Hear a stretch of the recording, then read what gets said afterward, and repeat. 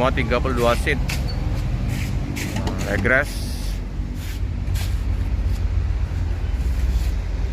Bantal selimut dapat tebal semua ini teman-teman. Oke ya, kru sopirnya banyak istirahat di dalam bus, jadi kita nggak bisa liput di dalam busnya karena nggak enak ya, lagi istirahat terganggu nanti. Makanya kita nggak semuanya kita liput dalam busnya ya, kita juga menghargai mereka kan, karena capek istirahat, karena mereka kadang tidur di dalam bus walaupun sudah ada mes, tapi mereka kan kadang menunggu busnya, tidur di dalam busnya. Oke ya teman-teman ya, cukup sekian dulu informasi di pagi hari ini. Jangan lupa like, comment, subscribe, share sebanyak-banyaknya, tekan lonceng.